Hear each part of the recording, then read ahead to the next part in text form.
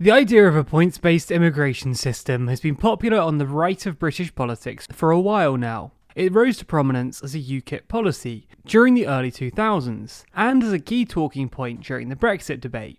So now with Brexit set to be fully implemented by the end of the year, the idea is finally ready to be put into practice. In this video, we'll explain how the UK's immigration system currently works, the specifics of the new points-based system the UK has just announced, and the criticisms of it.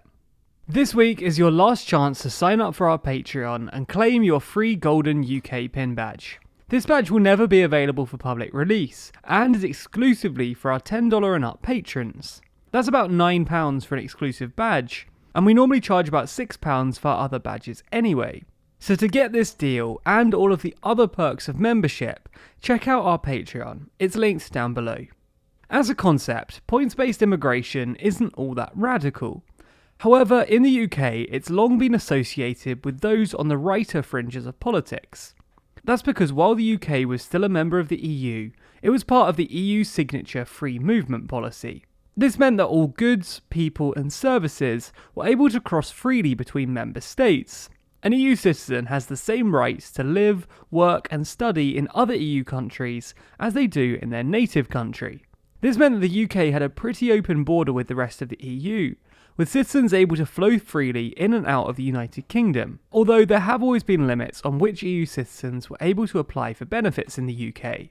This policy only applied to EU citizens though, meaning that the other nearly 7.1 billion people in the world had to follow a very different procedure. The existing system for non-EU citizens also followed a points-based model, with potential migrants picking up points based on the job offers they had, the salaries for those roles, and their English skills. The idea of a points-based immigration system is that it only allows people you want into your country. Unlike a more open policy, a country sets a specific list of requirements, and if you match the specification well enough, you're allowed in, and if you don't, then you're not. As I said a moment ago, this isn't a totally radical idea. The UK has used it for non-EU citizens for a while now, and other countries like Australia have used it for all migrants. In fact, the phrase Australian-style points-based immigration system was widely used during the 2019 election campaign. In fact, we made a video on this very policy during the election campaign. With a reinvigorated Conservative government in place, it was always just going to be a matter of time until they changed the way that immigration works. In fact, taking back control was a core element of the Leave campaign's promise, and it made up their official slogan too. So, unsurprisingly, Priti Patel referenced the line in her official statement on the new policy, saying that excitingly, this will be our new system. An immigration system that enables the government to take back control of our immigration policy for the first time in decades. Patel went on to say that under the new points-based system, the UK would attract the brightest and best from all around the globe, boosting the economy, our communities, and unleash this country's full potential. So beyond the hype and the promises, how does the system actually work in reality, and how will the points be scored? Well, to gain access to the UK, immigrants will need to earn 70 points under the new system. They can earn 20 points if they secure a job with an approved employer in the UK. They can get another 20 points if they're deemed to have appropriate skills to fulfill that job. Then they could lock down another 10 points if they have the ability to speak English. These three things are all actually prerequisites for the whole process, with all applicants requiring English skills, a job offer, and appropriate other skills. But even with these, it still leaves applicants with 20 more points to gain. The first way is based on the salary offered by the job they're coming for. If the prospective employee is set to earn over £25,600 a year, then they would score all of the remaining 20 points, earning them the right to enter the UK to work. They would gain 10 points if they were earning between £23,039 and £25,599. They'd gain no points if they were earning between £20,480 a year and £23,038. However, if they earn less than £20,480 a year, then they're not eligible at all. If they weren't earning enough to reach the 70-point threshold through salary alone, their education could also help. Having a PhD scores you 10 points, and if that PhD is in a STEM subject, then that goes up to 20 points, enough to score yourself a visa. If education doesn't work either, bonus points can be scored for helping the UK meet an existing shortage. That's because you can earn 20 points by working in an industry which has a labour shortage, a designation made by the Migration Advisory Committee, essentially doing a job where there are currently a lot of vacancies. So to summarise, to gain a visa you must have a job offer, you must have the required skills to conduct the job, you must be able to speak English, and earn at least £20,480 a year.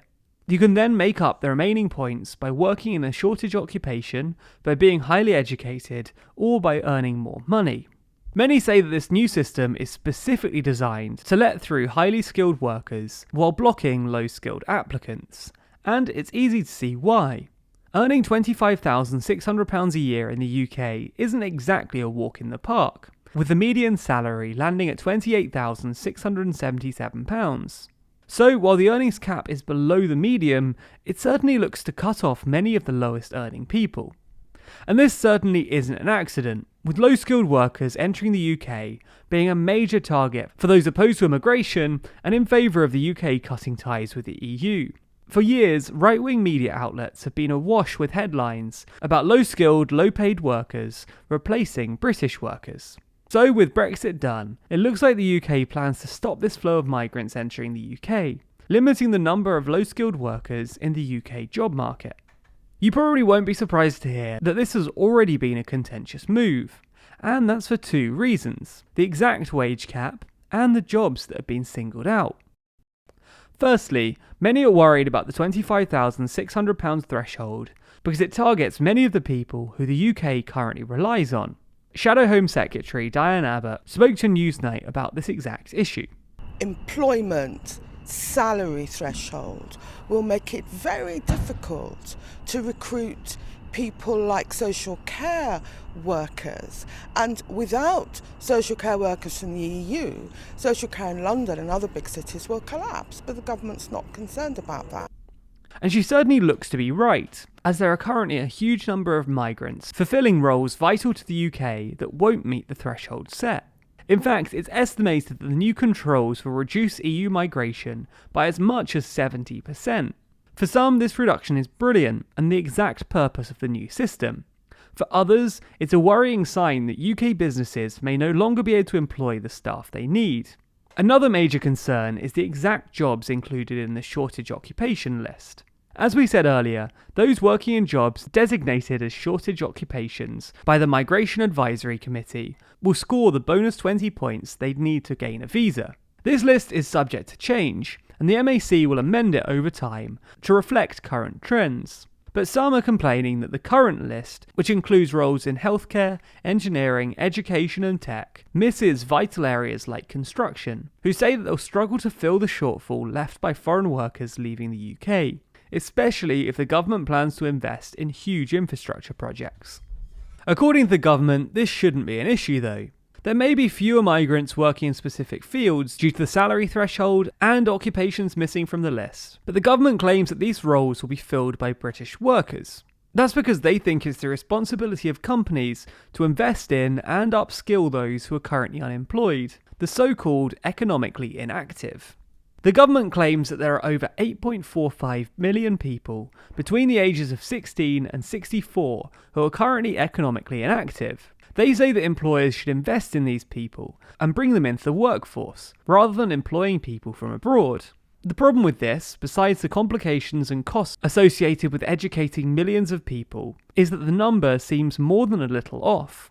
While the Office of National Statistics does recognise that there are 8.45 million economically inactive people, 27% of these are students, 26% are long-term sick, 22% are caring for family members, which leaves only 1.87 million people who are able to be brought back into the workforce. This number drops even further when you take out those who chose to retire before the age of 65, and therefore are unlikely to return to the workforce, which leaves between 60 and 80,000 people who could realistically be brought back into the workforce, significantly less than the number of migrants who are set to lose their right to work in the UK. Which leaves a lot of British businesses and economists worried about the implications of a system like this. Before we finish, it's worth noting that to tackle the issues facing the NHS, the government have promised a separate system for the health service. This fast-track visa system for foreign doctors and nurses will allow them to get faster and easier access to the NHS. But as of yet, the details haven't been released for this separate healthcare system.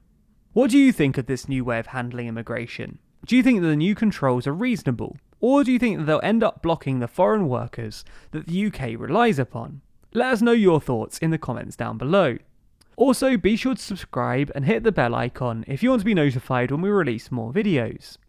A special thanks to all of our Patreon backers who make videos like these possible.